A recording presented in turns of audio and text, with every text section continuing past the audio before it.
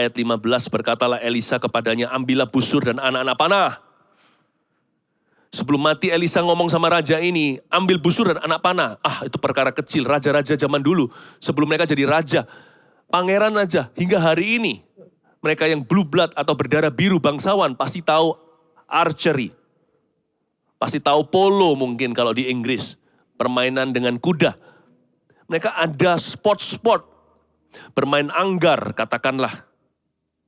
Ambil busur dan anak panah, perkara kecil. Dia dari kecil, umur 5 sudah ngerti bagaimana tarik busur. Tapi ada perbedaannya kali ini.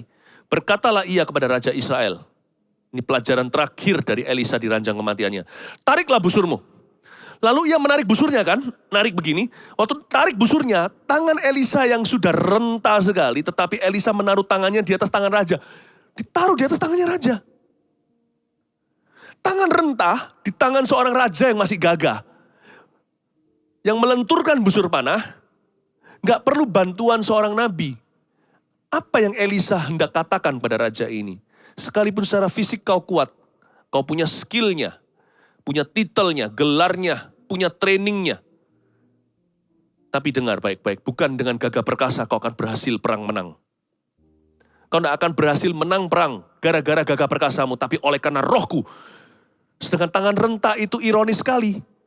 Yang ditaruh di atas tangannya sang raja tersebut, yang sudah mahir dengan panahnya, dengan bergetar-getar, dengan gemetar mungkin Parkinson ada. Dia sudah gemetaran di situ, bahkan mungkin badannya udah kedinginan, selimuti beberapa lapis pun tidak mempan. Dia berkata, kamu menang perang, bukan karena tanganmu raja, tapi karena tangan rentaku yang dipenuhi Roh Kudus.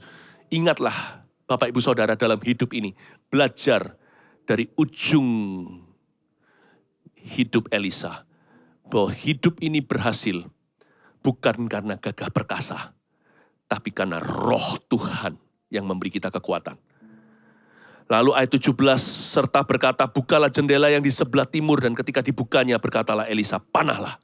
Lalu dipanahnya itu, kemudian berkatalah Elisa. Disuruh buka jendela di sebelah timur. Strength and direction in this life must come from Jesus. Kekuatan dan arah hidup harus datang dari Yesus Kristus. Gak peduli kita ini titelnya apa, gelarnya apa, kita punya koneksi sama siapa, pejabat kali, orang-orang yang berpengaruh. Mungkin kita punya tampang fasilida, kita punya modal kerja. Gak peduli. Jangan remehkan tangan rentah. Karena bagi orang-orang yang memiliki sesuatu, dan orang-orang berpengaruh, dan yang punya andalan-andalan kehidupan kecuali Tuhan, Tuhan dianggap tangan rentah. Alkitab ini dianggap tangan rentah. Dianggap ini orang tua yang sudah tidak relevan bagi kita hari ini. Tahu apa sih the Bible ini? Masa ngerti duniaku? Khotbah dianggap sesuatu yang tidak perlu. Masuk hadirat Tuhan dianggap pengangguran. Time is money, bukan? Ngapain buang waktu 1 jam? Yesus berkata pada murid-muridnya, tidak sanggupkah kau berjaga-jaga dengan aku? Sejam saja. Buat apa kita di sana? Lalu dengarkan pujian, nyanyi-nyanyi. Emangnya karaoke rohani? Belum lagi bahasa lidah. Dianggap kegilaan. Dianggap kefanatikan. Ini tidak ada artinya. Hanyalah berupa bla bla bla katakanlah. Seperti orang dunia kalau berkata bla bla bla itu artinya tidak ada artinya. Artinya ya sudah dan seterusnya. Bahasa lidah itu gunanya apa? Justru apa yang kau anggap rentah itulah dalam kelemahanmu lah kekuatan Tuhan sempurna. Justru orang kuat ditangkap Tuhan dalam kekuatannya dan Tuhan permalukan mereka. Tuhan permalukan orang yang merasa dirinya berhikmat. Dan Tuhan memilih yang dianggap bodoh oleh dunia. Anda akan terkejut solusi kehidupan dan promosi. Dan bahkan penyertaan Tuhan, Tuhan letakkan bukan pada sini kekuatanmu, tapi pada lutut doamu. Ini hanya mengerjakan mesinnya saja. Ini hanyalah rodanya. Tapi tenaga bensinnya itu dari lutut ini. Yang bersujud di tata Allah dan berkata, aku lemah tapi engkau kuat. Gak tentu orang yang cakep, bunga sekolah nanti pernikahannya bahagia. Orang yang dijelek-jelekkan, dibuat cemoohan sama teman-temannya, dibully karena rupanya. Bahkan ada nama-nama julukan. yang tidak enak didengar, yang biasanya demeaning atau biasanya mempermalukan secara fisik orang itu.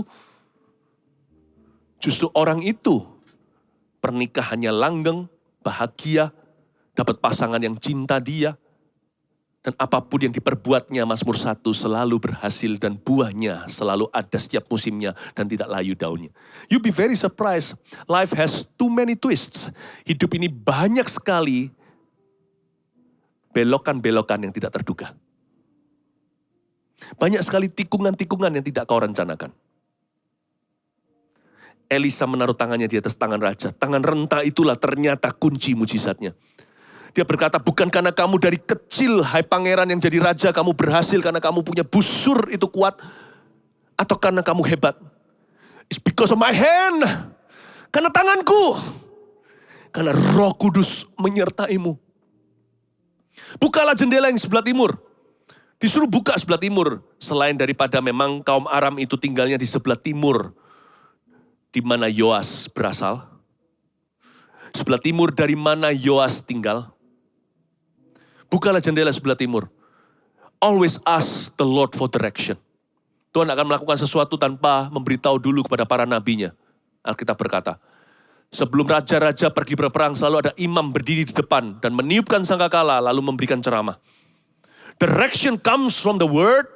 Arah hidup ini datang dari sini. Baik itu arsitek, insinyur, mau dokter di dunia medis, politisi,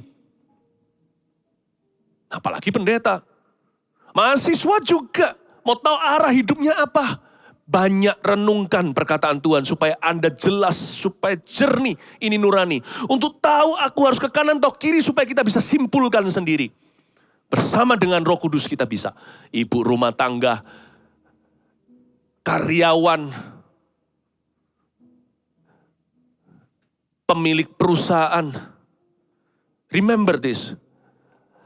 Direction comes from the Lord. Arah hidup itu datang dari Tuhan. Jangan asal kita lakukan yang kita inginkan. Selalu berkata, Tuhan bukan kehendakku, tapi kehendakmu yang jadi. Jangan sampai kita membangun sia-sia. Mazmur 127. Jikalau bukan Tuhan yang membangun rumah, sia-sialah orang membangunnya. Saya paling takut untuk mengarahkan hidup sendiri. Bukan berarti saya tidak berani mengambil keputusan. Biasanya orang yang takut mengarahkan hidup sendiri.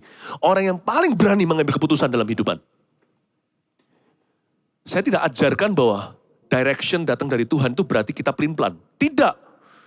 Tapi kalau hati kita ini dengar-dengaran dengan Roh Kudus, kita nggak selalu mendengar secara audible atau jelas, atau hitam di atas putih. Tapi hati kita itu jadi berani mengambil kesimpulan karena kami tahu, karena hati kita mengerti, hati ini bersih. Hati kita beres dengan Kristus.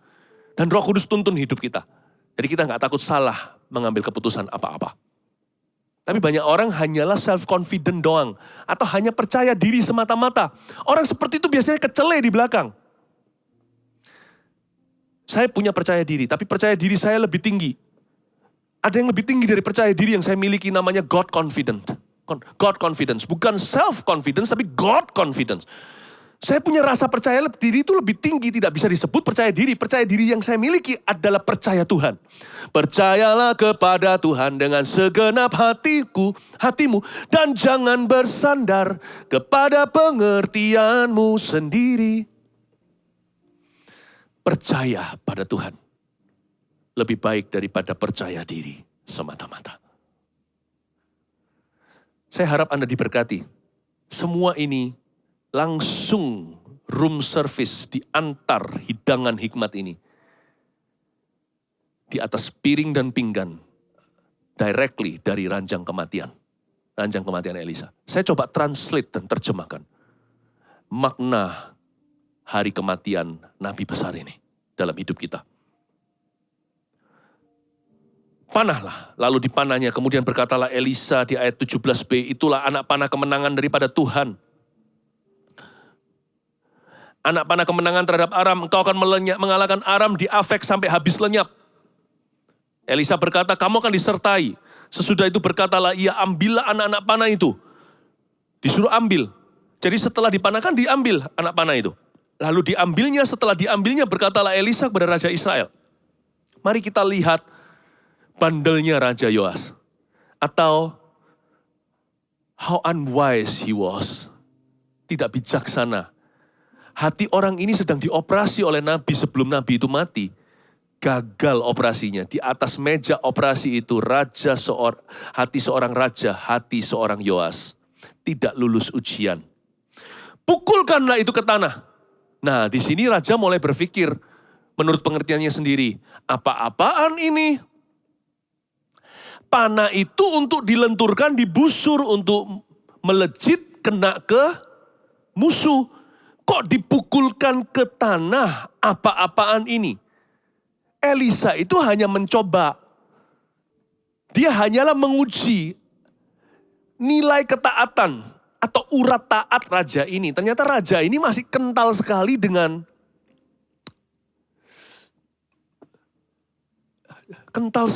pengertiannya sendiri. Sedangkan Tuhan itu kalau memberi kita pengertian itu selalu full atau komplit, akal, budi. Tuhan kasih kita akal, tapi Tuhan kasih kita budi. Gak hanya budi tulus seperti merpati, tapi bodoh sekali dan dibodohi. Akalnya harus ada, cerdik seperti ular, tapi budinya itu tulus seperti merpati. Tapi raja ini memilih untuk mengerti sesuai pemahaman sendiri. Dia bersandar pada pengertiannya sendiri. Seperti tadi yang saya nyanyikan. Percaya kepada Tuhan itu melibatkan akal budi. Pembaharuan budi kita. Menurut firman Allah. Orang Kristen itu bukan bodoh, mati intelektualnya. Atau gak pakai logika. Bukan, kita pakai logika yang lebih tinggi. Anak Tuhan itu pinter-pinter. Paling tidak kalau kita mulainya gak seberapa pinter atau gak pinter sama sekali, waktu kita kenal Tuhan, kita dibuat semakin pinter. Amsal berkata, karena firman Allah membuat kita lebih pinter daripada guru-guru atau bahasa sehari-hari, lebih pandai daripada profesor-profesor kita. Makanya kita bisa umur 20, kita sudah bisa bijaksana dan dewasa. Orang dunia belum bisa. Masih mabuk-mabukan, teenager, ABG, masih membuat kesalahan. Makanya ada yang pepatah begini kan, orang muda itu harus melakukan kebodohan, tidak berlaku bagi orang-orang muda di dalam Tuhan. Kita jadi lebih pinter. Masih umur 15 sudah bijaksana. Seperti Yusuf di rumah Potifar.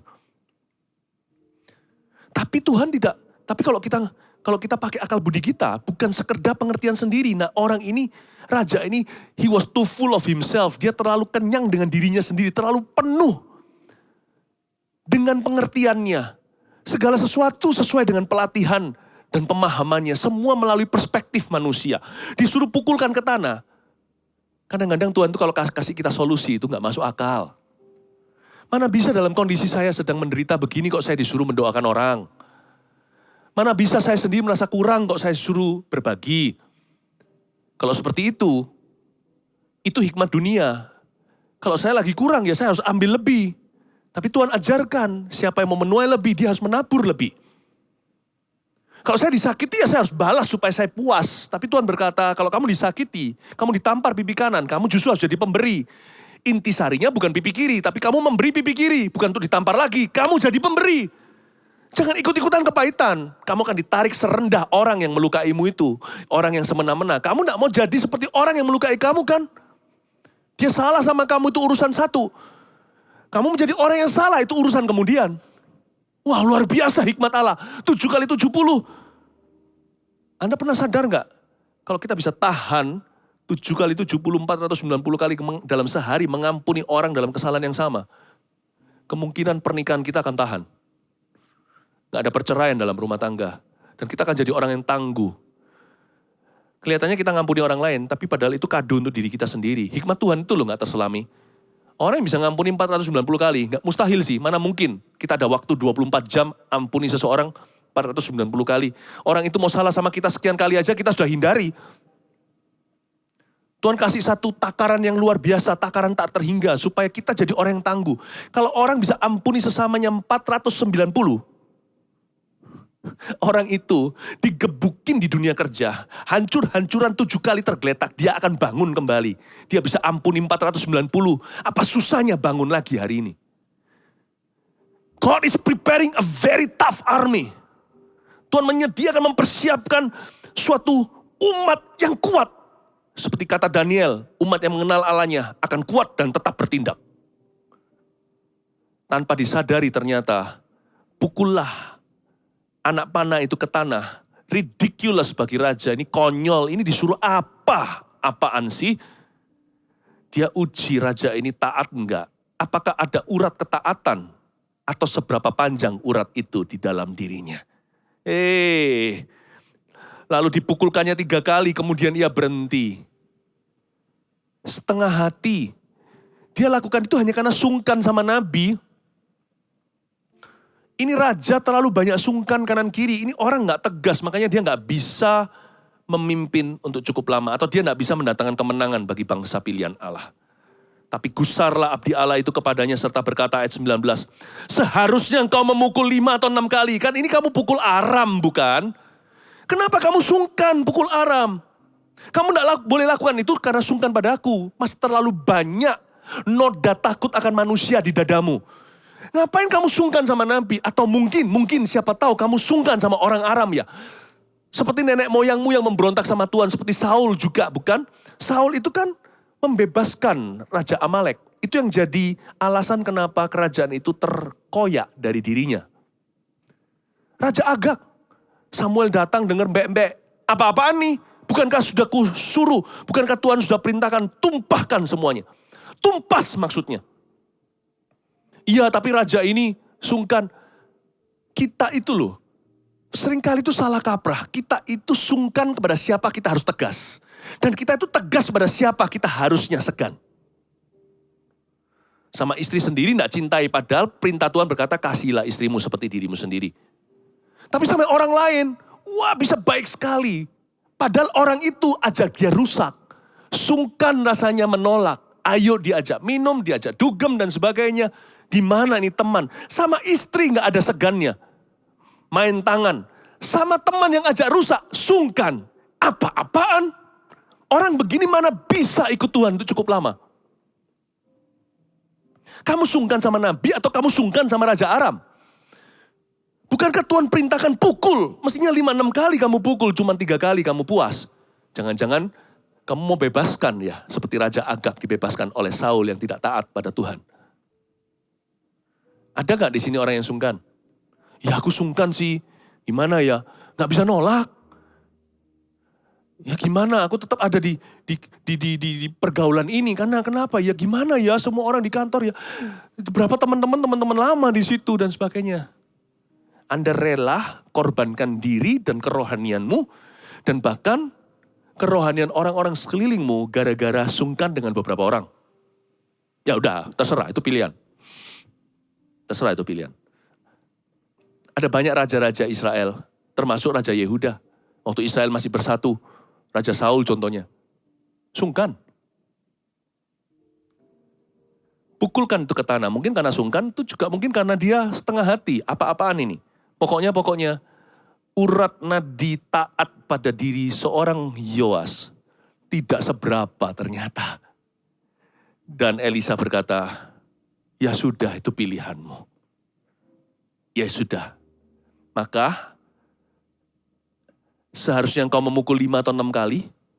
Dengan berbuat demikian maka engkau akan memukul Aram. Mestinya engkau bisa memukul Aram sampai habis lenyap. Tetapi sekarang hanya 3 kali saja engkau akan memukul Aram. Dalam cerita berikut-berikutnya dalam kitab Raja-Raja, Aram hanya terpukul 3 kali. Sesuai nubuatan dan sesuai ketaatan setengah-setengah dan rasa sungkan sama orang yang tidak pantas, tidak tepat guna dalam kehidupan seorang Yoas. Sayang bukan, harusnya Aram bisa tumpas. Harusnya Israel bisa bebas. Gara-gara ada seorang yang tidak mau sungguh-sungguh dengan Tuhan. Apa yang kita bisa pelajari di ranjang kematian Elisa? Tidak banyak yang bisa berakhir seperti Elisa. Bukan karena sakit penyakitnya, bukan itu yang kita imani. Dia berakhir dengan kuat. He ended strong. Jangan hanya targetnya ending well. Aku ingin mencapai garis finish, ya itu iya. Tapi harusnya mencapai garis finish strongly. Seperti orang kalau lari, ya kan? Maraton biasanya itu jangan anggap remeh loh. Orang-orang itu sudah ngos-ngosan kayaknya. Apalagi yang kurus-kurus dari Nigeria. Tapi lihat, pada waktu 100 meter terakhir, tiba-tiba dia tancap gas. Lalu pada waktu sampai di garis finish dengan pitanya, dia angkat kedua tangannya sambil semua paparazzi, semua wartawan potret dia Tiba-tiba flashlight di mana-mana. Dia angkat tangannya tinggi-tinggi. Dengan bendera negaranya dia berkata, haleluya. Pokoknya dia berkata, jaya. Iya, aku telah menang. Mencapai garis finish dengan glory dan dengan strongly. Kita tidak mau mencapai garis finish dengan asma-asma dan dengan meringik-ringik. We want to end well. We want to end strong. Tidak banyak orang yang akan bisa berakhir strong seperti Elisa karena hatinya tidak tegas dengan dirinya. Seperti Yoas. Saya mau tegas sejak saya muda. Dari awal saya ajarkan kepada orang-orang muda pacaran sekali untuk menikah. Aku udah pacaran 7 kali gimana? Bisakah aku pacaran 7 kali, 70 kali? Dan Tuhan ampuni. Ya udah kalau 7 kali, anggaplah yang ke-8 yang pertama kali. Udah jangan main-main lagi. Sekali untuk menikah. Tegas. Saya tahu jelas di mana Tuhan tempatkan saya akan di situ. Saya tidak akan karena sungkan dengan orang, saya masuk kepada pergaulan yang akan merusak kebiasaan baik saya. Saya ngerti kepada siapa saya berasosiasi. Saya paham itu. Saya harus tegas. Karena hidup itu hanya satu koin. Anda pakai untuk beli sesuatu, ya habislah untuk itu. I want to end strong. I want to finish strongly. Saya mau berakhir dengan kuat. Sesudah itu matilah Elisa ayat 20. Lalu ia dikuburkan. Sedih hati saya waktu baca ayat 20 ini. Saya rasa, aduh, sayang ya bapakku. Adapun gerombolan Moab sering memasuki negeri itu pada pergantian tahun.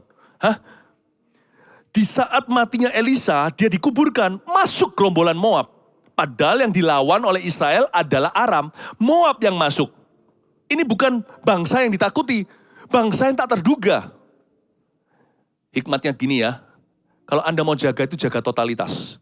Jangan setengah-setengah. Hanya jaga terhadap dosa tertentu. Jaga itu terhadap dosa apapun. Apapun juga. Sebab kalau tidak Aram yang masuk, Moab bisa masuk.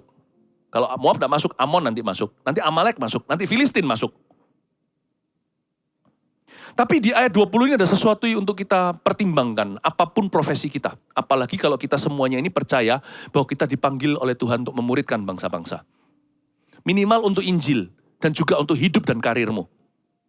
Sesudah itu matilah Elisa. Di hari dia mati dan dikuburkan. Masuklah gerombolan Moab. Catat ini. The departure of a good leader. The departure of a good leader is usually the arrival of a new enemy. Perginya seorang pemimpin yang baik, biasanya adalah datangnya musuh yang baru.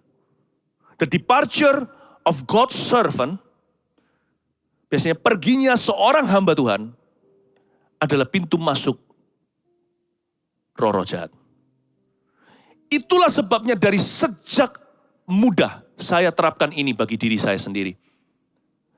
Dalam segala sesuatu. Dan apapun yang saya lakukan dalam nama ini, dalam kebenaran ini, saya lakukan secara sungguh hati dan sedini mungkin. Siapkan pengganti sebelum semuanya terlambat. Itulah sebabnya seorang ayah harus rajin didik anaknya dalam takut akan Tuhan. Itulah seorang dalam pelayanan harus langsung pikirannya memuridkan. Bukan hanya melakukan semuanya dia seorang diri. Pikiran kita harus memuridkan. Memuridkan secara dini. Yesus Kristus ketika di Galilea setelah dibaptis di sungai Yordan. Yang pertama dia lakukan bukan sembuhkan orang kusta, bangkitkan orang mati. Memang mujizat pertama adalah mengubah air menjadi anggur di Kana. Tetapi yang Tuhan lakukan tugas ke-1 bukan naik ke kayu salib. Itu nanti 3,5 tahun kemudian. Yang pertama Tuhan lakukan adalah setelah berdoa syafaat semalaman, dia pilih 12 muridnya yang disebutnya sebagai rasul-rasul. Kalau saya berkata, siapkan pengganti bukan berarti Anda mau pergi. Tidak pernah terlalu dini, sekalipun kita masih hidup seperti Elisa kalau Tuhan izinkan hingga 80 tahun. Siapkan pengganti. Kalau Anda dalam dunia kerja, training mereka, latih. Jangan hanya jadi pemimpin yang suruh-suruh dan perintah-perintah, manajer yang buruk itu. Manajer aja harus melatih di bawahnya. Ada 2 macam manajemen. Manajer yang hanya menyuruh orang ciptakan sistem tapi tidak pernah melatih manusia. Tapi ada manajemen yang menciptakan sistem, dia menunjukkan teladan lalu melatih orang. Sebab dia tahu bahwa sistem tetap dijalankan oleh manusia. Apalagi kalau direksi. Apalagi kalau owner. Dan kalau Anda memiliki keluarga, Anda owner keluarga itu. Apalagi kalau kepalanya, kepala keluarga yakni suami. Rajin-rajinlah turunkan ilmu ke anak-anakmu. Kasih tanggung jawab, jangan dimarahi melulu. Jangan ditangkap saja ketika mereka berbuat salah. Jangan jadi polisinya, jadilah mentor yang baik. Sebab setiap saat apapun terjadi di keluargamu, tidak hanya ada Anda seorang. Atau hanya satu pemimpinnya. Anda melahirkan pemimpin-pemimpin. Melahirkan pemimpin selalu menjadi nafas hidup saya. Semoga juga menjadi nafas hidupmu. Hidup Anda sekalian. Kenapa? Karena Tuhan itu demikian. Tuhan menjadi teladan. Yang pertama dia lakukan, dia pilih 12 murid-muridnya. Itu pun masih ada satu yang meninggalkan dia, Yudas Iskariot namanya. Sesudah matilah Elisa, dikuburkan, gerombolan Moab berdatangan. Remember, any departure of a good servant of the Lord, of a good leader, could be an arrival for a bunch of new enemies. Bisa menjadi kedatangan musuh-musuh yang tidak terduga. Moab contohnya. Jadi jangan berpikir hanya untuk lifetime atau masa hidupmu. Inilah hikmat yang kita bisa petik di ranjang kematian Elisa. Elisa sendiri punya loh. Meskipun dia tidak punya Elia seperti Elia punya Elisa. Elisa gak punya siapa, Gehazi juga gak jadi. Tapi Elisa punya sekolah nabi. Dan ahli teologi juga percaya di antara sekolah nabi itu juga ada nabi-nabi yang kita kenal di perjanjian lama. Tak usah sebut nama. Elisa punya banyak penerus. Namun demikian lihat, dia mempersiapkan dari sejak awal, sejak masa mudanya. Dari sejak dia pengangkatannya atau pengurapan Elisa pada waktu Elia terangkat ke sorga, dia terima jubah. Itu sudah ada persinggahan, ada 50 nabi yang jadi hoping atau jadi sahabat karib atau teman baiknya Elisa. Tentunya orang-orang itu yang selalu beserta dengan Elisa. Cerita-cerita mujizat Elisa lakukan. Di antaranya kan ada kapak mengapung. Ketika nabi-nabi mau bangun rumah, mau babat alas, mau buka hutan, bahwa Elisa dukung mereka, silahkan untuk buat rumah hunian. Mereka mau buat perumahan. Pada waktu itu Elisa pergi dengan mereka. Salah satu kapaknya jatuh. Elisa temukan secara ajaib. Lihat itu, Elisa dikelilingi oleh nabi-nabi yang dia ajari. Dari sejak masa muda, waktu dia masih umur 20 sekian. Baru saja jadi young man yang diurapi oleh Elia, terima jubah, dia langsung mengumpulkan orang-orang yang akan dilatih di dalam karunia-karunia profetik yang bisa jadi berkat seterusnya untuk bangsa Israel. Don't forget, nafas hidupmu dan nafas hidupku adalah membangkitkan pemimpin, menjadikan orang, melatih manusia, memuridkan bangsa-bangsa. Dimulai dari rumah Anda, si kecil-kecil itu, yang sudah gak terlalu kecil mungkin sudah besar. Tidak ada kata terlambat selama mereka masih memanggil Anda ayah atau mama. Terakhir, ayat 21, pada suatu kali orang sedang menguburkan mayat. Ketika mereka melihat gerombolan datang, dicampakkan merekalah mayat itu ke dalam kubur Elisa, lalu pergi.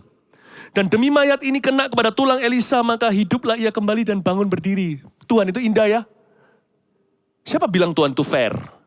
Kalau mau main fair-fairan, gak bisa dong. Ada satu orang Tuhan kasih 1 talenta, 2 sama 5 kan gak fair. Tapi Tuhan kan yang tahu kemampuan masing-masing kita. Tuhan tahu batas-batas masing-masing kita. Tuhan paling mengerti isi hati kita. Kalau mau bicara soal fair, ya kita semua harus masuk neraka. Tuhan mau kasih seorang hamba pukul 9 direkrut oleh dia, sekian dinar, jam 12, 3, jam 6 sore juga, urusan Tuhan. Tuhan gak harus fair dengan standar manusia. Tapi Tuhan itu adil. God is not fair, God may not be fair, but God is always just. Tuhan gak tentu fair menurut standar kita, tapi Tuhan itu selalu adil. Dan dia paling mengerti yang terbaik untuk anak-anaknya. Disinilah Elia dan Elisa sama-sama dimuliakan. Kalau orang itu seumur hidupnya adalah Kristus, matinya adalah keuntungan. Kalau Elia, Dia dimuliakan saat pengangkatan. Elisa dimuliakan setelah kematian. Elijah was glorified at his departure, but Elisha was glorified after his death. After his departure. Elia diangkat, turun jubah.